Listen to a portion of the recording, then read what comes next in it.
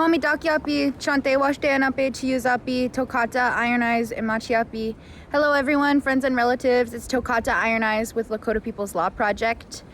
And I just want to step on here and say a huge thank you to Yellowbird Lifeways for putting on this event, for putting on this beautiful run. I think it's always an invaluable experience when Native youth are able to learn their history from the mouths of their own relatives. Growing up as a Native student in public schools, you often find that your stories are not written down in your history textbooks. So being able to gather like this and to be able to show the young people that there is a pathway to learn about who you are, and there are people who care and who keep record of who we are, is incredibly important and encouraging, I think. And remember, whatever we dwell upon, our body's going to act upon. If we keep saying we're sick, we can't. It's hard, it's difficult. That's what we're going to empower. But if you tell yourself you're a spirit having a human experience, and that you're blessed, and you're sacred. The Cheyenne, they say,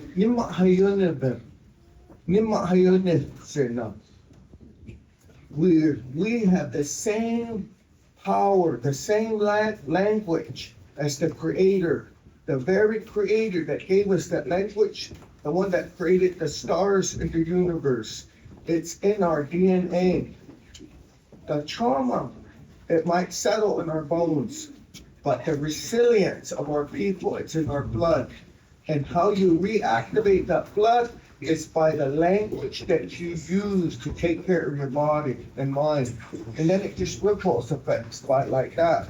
When the Northern Cheyenne were displaced from their homelands near the Powdered River and they were taken to Oklahoma, they made the decision that they would try to return to their homelands, and ended up being held and kept prisoner at Fort Robinson, where they were starved and held without water or heat. I want you to dispute your imagination what they must have felt like while they were here.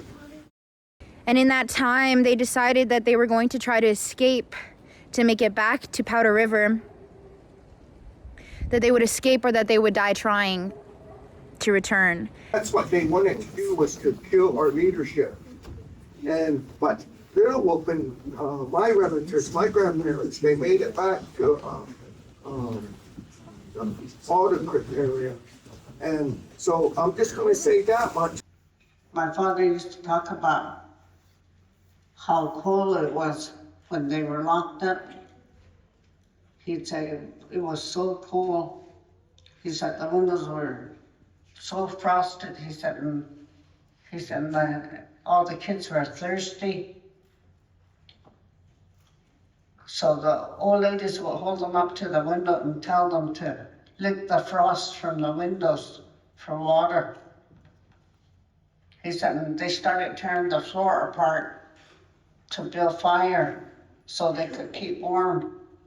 They tried to keep the elders warm and cut the strips of buckskin, cut it in little pieces, and tell the kids to chew on it so it would make saliva and swallow it.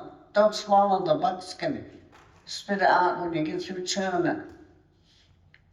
And they would always tell the little kids, when we get back to the north, we're going to have a big feast.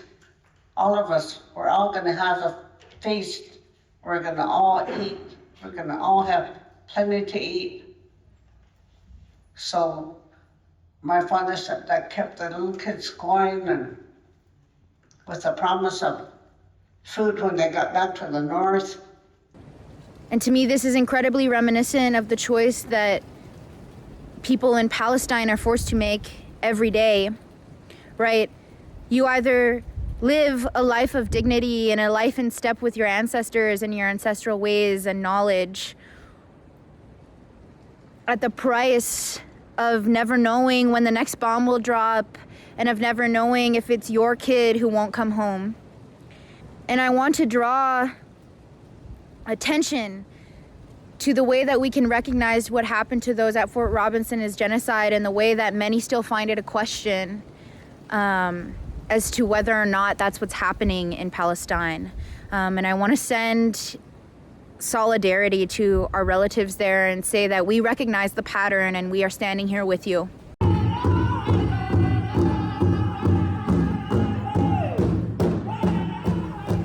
To see so many young people participating in such a sacred event is really, really inspiring, and brings me a lot of hope for the future generations.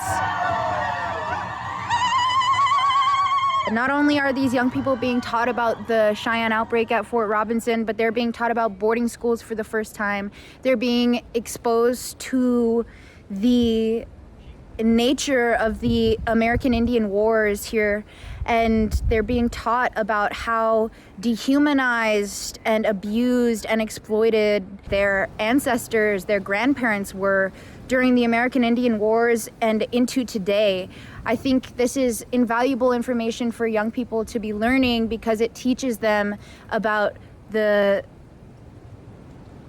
position that they have to play, that we have been forced into as American Indians and as sovereign nations. Being able to learn about who you were and where you stood before colonization is a huge part of forming your identity as a young person. And I want to thank Yellowbird Lifeways for letting me document this event and for letting me be there with them. It was incredibly powerful. And I want to say congratulations to all of those young people who finished the run today. Lila